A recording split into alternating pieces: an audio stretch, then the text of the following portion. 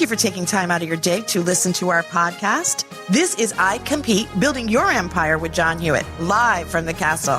Hi, I'm Roberta Barrett. I'm John Hewitt's producer. You might be asking, who is John Hewitt? Well, he is the Hewitt in Jackson Hewitt Tax Services. If you want to find out more about John Hewitt and what he's currently doing, go to loyaltybrands.com. That's loyaltybrands.com, or find John T. Hewitt on LinkedIn or Facebook. John Hewitt's made over 1,000 millionaires, and you could be the next one. Here is your host, John Hewitt. Thank you, Roberta. I want to welcome Steve Brasti to our program, and I'll let Steve tell you about his career and that we hear from the horse's mouth. Steve, can you start your career from the time you got out of school for me?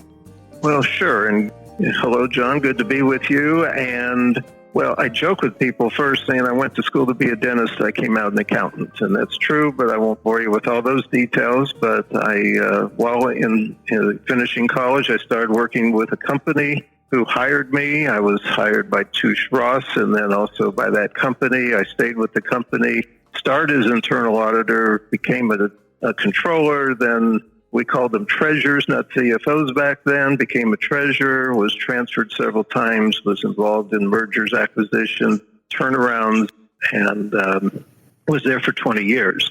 Got tired of relocating, got married during that process, and decided to start my own accounting firm. I found doing it by myself was a little more onerous, and then I joined a group called Paget. Within a couple of years, Paget was having trouble. I became the CEO of that company, and was losing seven figures, had a lot of debt. It's a franchise model of accounting and tax services. We turned it around. We turned into a conversion model, grew it to over 300 offices, became very profitable, debt-free. And the thing I had the most fun, though, is helping accountants like I was, who are entrepreneurial, become a true annuity value business builder. So that's where my first 45 years of my career was, 20 years with the first company and 25 years with the second. Awesome. Well, let's talk about what type of company Paget is. When you started with them, how many locations did they have? We had about 200 when I took over. The interesting thing is, even though we grew to 300, the company was a seasoned company. It was over 30 years old at that time, and a lot of people were ready for retirement. So even though we only grew from 200 to 300 offices, we actually brought in over 300 new franchisees. And in what period of time? The major part of that growth was in a 10-year period of time because we had to come up with succession plans for so many.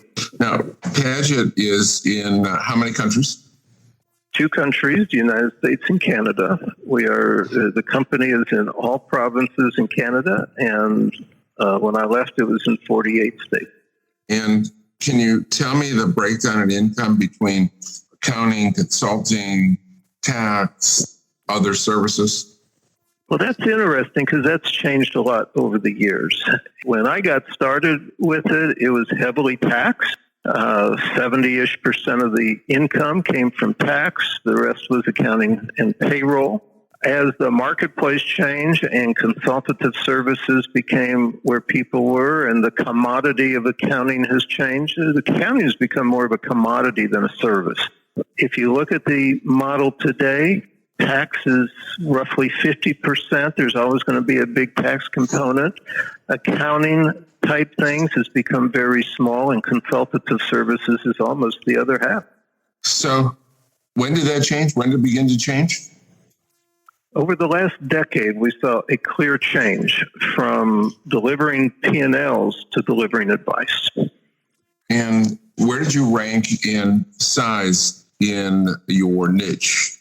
We were number one, which is where we like to be. Now, how many accounting firms are there in the country, approximately? Over 40,000.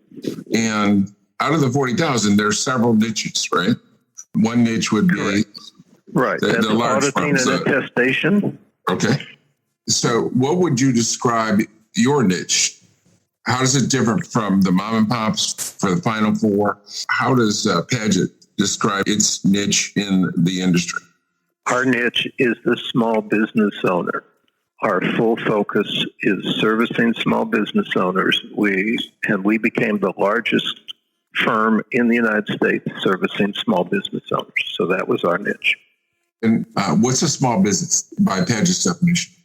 So my definition of a small business has nothing to do with revenue. And that's, I'm going to answer it with a non-answer, and then I'll give you an answer. So first of all, government says that a small business is a business doing under $50 million. Candidly, that's a joke. We looked at it in a very different way. We looked at it where the client had a need. And it wasn't revenue-based, it was organizational-based. So to us, a small business was a business that had fewer than 20 employees. You then parse that. If you look at revenue, in our model, about 85% of our clients did under $5 million. And of that 85%, 95% did under $3 million. So there's a big change from $5 million to $8 million. By the way, of that other 15%, almost all of it was under 10 million. So 99% were under 10 million. Most were under 5 million. Correct. And almost all had fewer than 20 employees. And what do you know what percent had no employees? I don't know the exact percent, but there was a significant number of sole proprietors. I would say it was 10 to 15%. It wasn't 25 or 30, but it was easily 10 to 15%. Now, back before the turn of the century, companies just needed bookkeeping, accounting, payroll, tax. And in 2021, what other services are the hottest, latest need? Let me first say that small businesses today still do need accounting, P&Ls, and the like. What has changed is with technology and the consumer and the knowledge that a small business person has today, the education that that person has. They need someone to validate their books. They don't need someone to do it. So in today's model, accounting, tax, P&Ls, reporting, that is an automatic part of the model. It's something that we assume we're going to clean up. What has changed is today's client wants validation that what they're doing is right for their business goals. Advisory services of helping them stay focused on running their businesses and seeing what's coming down the pike tomorrow, not what happened last month, is what has changed in our industry. And by the way, most accountants still haven't changed. You mean that most of the competitors haven't changed? Correct. Most of our competitors are still in a commodity mode, not an annuity value mode. So that's a differentiator. Well, what are the differentiators between Paget and the rest of the mom and pops? Well, several things. First, technology. To build a true scalable business today, you have to have all the tools that not only you need to run an efficient office, but that you can communicate and deliver product and services to your clients and integrate it from A to Z. So first is technology. Second is a way to grow. And when you're part of something bigger than yourself, you can invest better into growth models. And growth not only includes adding clients, but also adding revenue per client. So when you're in the weeds and you don't see your own business, you can't focus on how to improve it as much. When you're part of something bigger, we can show someone how to turn a practice into an annuity value business. Awesome. Some time ago, you left Paget. And when was that? Almost 3 years ago, a little over 2 years ago. And what have you been doing since? Well, I thought I was going to be traveling and doing things with my wife, and then I met this guy, John Hewitt, a few years ago, and I learned about your project, John, and I got excited, and here we are building a new company together. You know, one of my franchisees at Jackson Hewitt, she would come down for a convention each year, and she'd go home with another franchise. So she grew from 1 to about 10 offices. And her husband fondly called me a snake oil salesman because she would always come back from convention with one more franchise. Let's talk about Ledgers and what kind of software does Ledgers use? Well, I mentioned earlier, one of the advantages of a firm being part of something is having all the technology solved. So Ledgers has a complete technological solution, starting with what you need to run the business. We have gone to Thomson Reuters, which is the Cadillac in the industry. Most accountants, frankly, because of the cost, is why they don't go there. We negotiated a very attractive deal for our franchisees, and frankly, it was a good enough deal that we included in our fees. But that aside, everything from portals to document storage, to ways to move documents back and forth to customers, to being able to manage the workflow. And then, of course, there's the tax products itself. We use UltraTax, which is fully integrated with our accounting system. We did adapt to QuickBooks for the client level system because 90+% of the clients are already there. There's no need to retrain the client. The need is to keep them up to date, and we use technology for that. The days of getting cash receipts and things are gone. We have totally automated the process. If one of our clients has a cash receipt, they take a picture and it's automatically matched.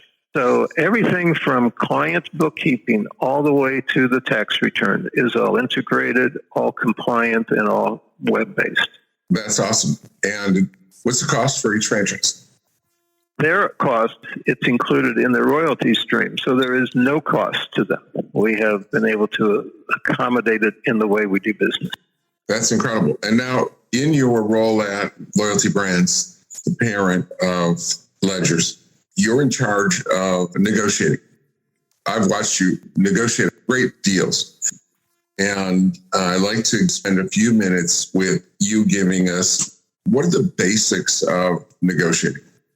Well, there's several things that I've learned over the years that have to be true if you're going to succeed.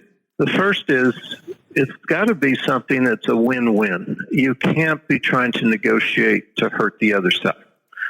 And so you start with the premise that it's good for you and good for them. And if you start with that, you can usually work out a good deal.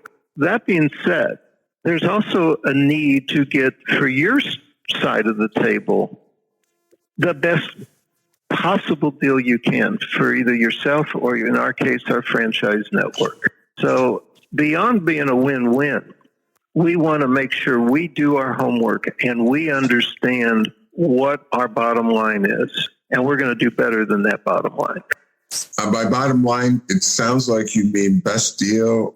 Actually, I mean almost the opposite. I mean, what is the worst deal we'd be willing to go and then make sure that we do better than that? So when I'm talking about the bottom line, maybe it's the top line, but it's what you need to walk in knowing your parameters. Here is the worst deal that I would say is a success. So it's not a bad deal. It's just not the best deal. And then I never am satisfied at that level. I call that a signable deal. I try to get to a better deal than a signable deal.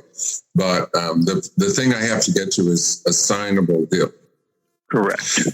There are a couple of other things, and that is you can't want the transaction more than the other side.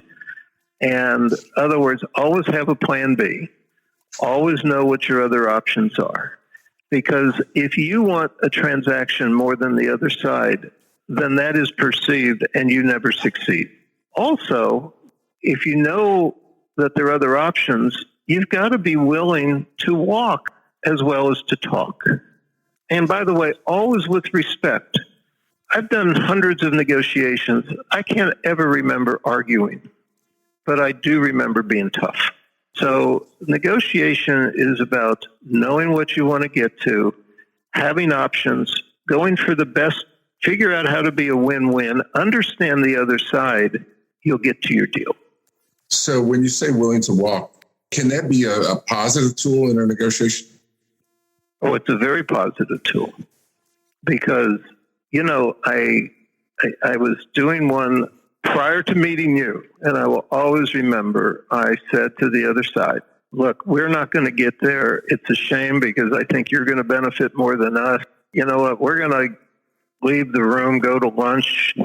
Why don't we eat separately? And when we come back, if you're in the room, it means you want to stay and figure it out. And if you're not here, we'll part friends.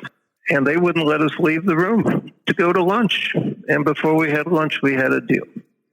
So is that a tactic you use sometimes, starving the other side? It isn't an intended target, but if it happens to happen, so be it. So you didn't even say that you were going to stop negotiations. You just said we're going to go to lunch and come back and see if we can make a deal. So, well, what I did say is if you can't get closer to where we are, then don't be here when we get back. So, and if you're here when we come back, we assume you're ready to get to where we need to go. So, yeah, that was a walk away. That was a pleasant way of saying we're about to walk. And when you said it, you obviously weren't disrespectful.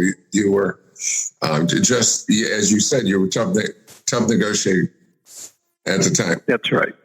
That's right. It was tough love at that point. It was helping the other side to see we were at the edge and it's time to either jump off the cliff or turn around and talk serious.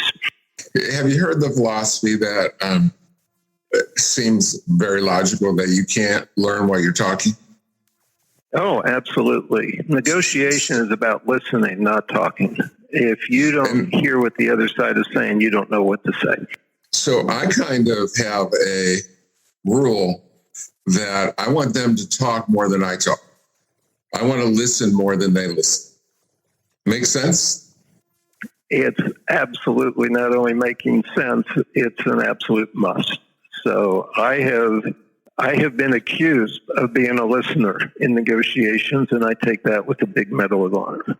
So yes, you're absolutely right. And as I've worked with you, and I don't patronize, you are a great listener. So you do take in what people are saying. I have to be very careful what I say to you, because not only are you a good listener, you remember. Yeah, and I make notes. So you're a extrovert, and it must be a little difficult because extroverts tend to like talking more than listening. So you must have to put on a special persona during the negotiations. That's not your typical style.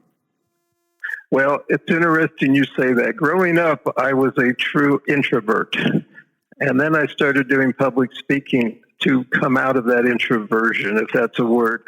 And I find it very easy when I need to become an introvert again. So I do find it easy. I believe getting to the goal is the important thing. And keeping my mouth shut helps me get to the goal. Is there any typical time frame of a negotiation that you like to strive for? A month, 3 months, a week? And I understand it's got to be different for different situations.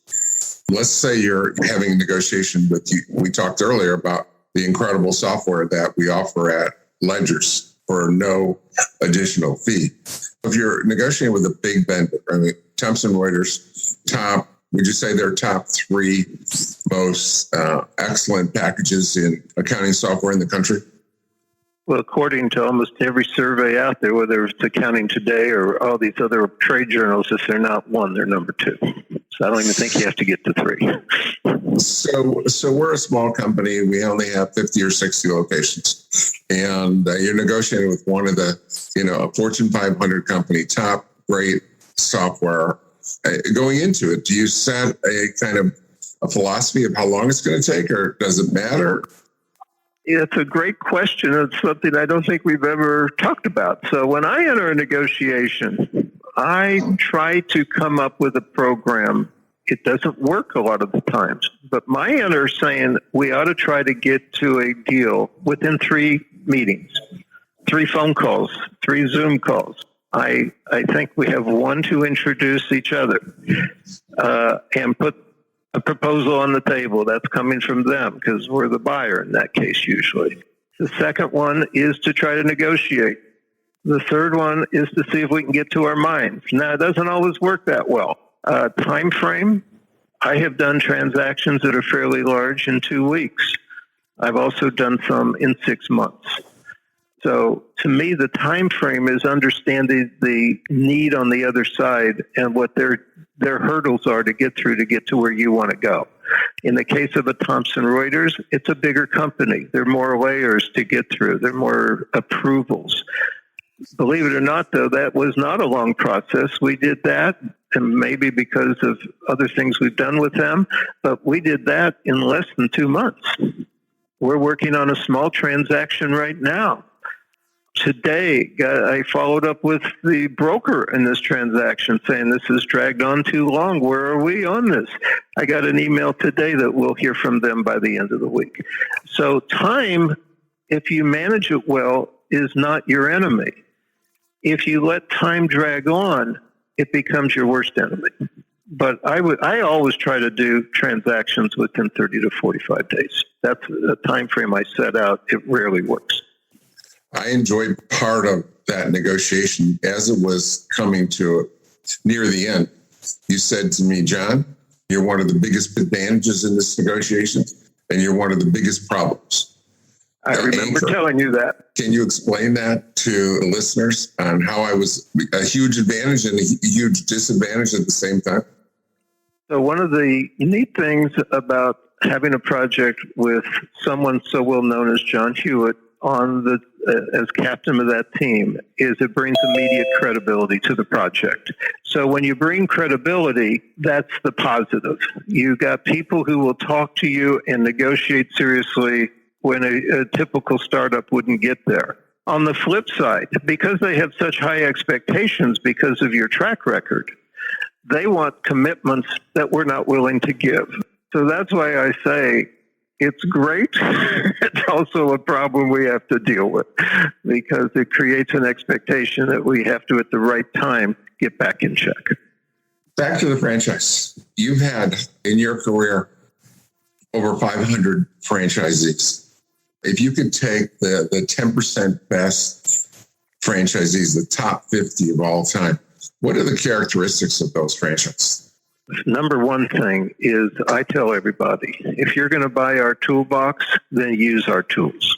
So the number one characteristic is someone who's willing to change what they've done historically, because most of these have already been in the business, change what they've done historically and adapt to a new thing. Follow our system, in other words, to say it as a franchise model. So the number one thing is these people are willing to follow the system. The number two thing that we found is a big attribute is focus on the future. In other words, don't get bogged down in what you used to do. Not only follow the system, but make it your culture. Do it at the employee level. Do it at the client level. Take it to the end. They will succeed. So I think by far the number one thing is following the system, not fighting the system. What else? Is it that simple that you just need to follow the system? No. So what I'm saying is they're just not people depending on us, but people who are looking to succeed. It's an attitude of success. What we wanted every franchisee to do is to be a business person. We wanted them to have their own goals. We wanted them to understand their personal goals. If they understand their personal goals, then we build their business goals to succeed in the personal goal. So we wanted people who are willing to do an introspection, to do something so we see where their future is, and then we work collectively to get to the future. And obviously in our model, it has to be someone who has the knowledge necessary to do it as well. That's a given. But the whole concept of wanting to build something to succeed is an attribute of that top 10% for sure. How important is it for things like attitude and perseverance and how hard you work and things of that nature? You're saying it very directly. That's exactly the attributes I'm talking about when you're building your future and being entrepreneurial. And you've got to have a drive to succeed. You want to have a compassion, honesty, integrity, all those things. But the things you just mentioned, absolutely. That's part of what I was trying to articulate. So how long are you going to work? You know, I tell everyone I get asked that question. I'm 67 years old, and I will tell you that I will work as long as I am as healthy as I am today. I feel when I was 40, I wondered if I'd live to 60. Today, I wonder what I'm going to do for the next 20 to 25 years.